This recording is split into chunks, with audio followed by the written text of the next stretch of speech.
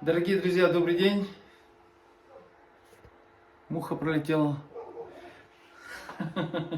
Надеюсь, меня слышно. Надеюсь, вы видите доску. Сейчас я немножко вам дам данных про то, что вы знаете, что мы сегодня используем в стрельбе. И что нам нужно больше всего знать, это у нас 5 слов, которые мы используем в ружьях. Значит, смотрите, это у нас идет что? Да, приклад. Приклад. Затем у нас идет что? Правильно, ствольная коробка. Ствольная коробка. Здесь у нас находятся хохряшечки, пружиночки внутри, которые нам неизвестны, мы не знаем, что там находится. Затем у нас идет курок со скобой. Часть вот этой рамочки, да? Скоба. Затем у нас идет, да?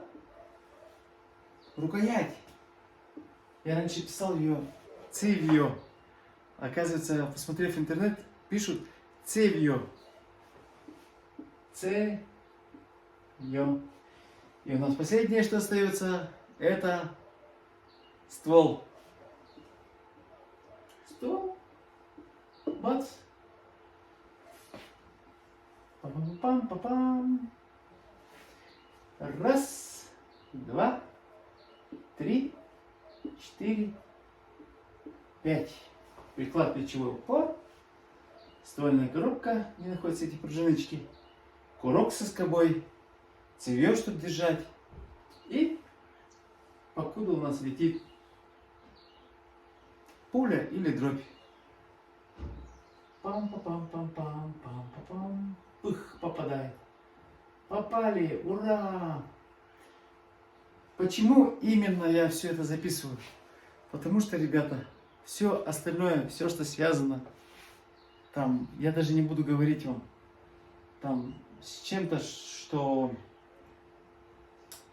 из чего состоят эти стволы, из чего, какая там, какие-то там расчеты такие, они неприменимы сегодня на практике в нашей сфере.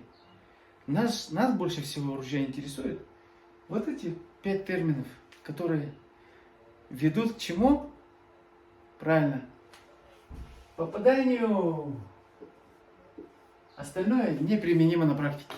Поэтому такое короткое видео. Надеюсь, было познавательно и интересно. И самое главное, правильно, вы знали про это. Всего доброго, до свидания.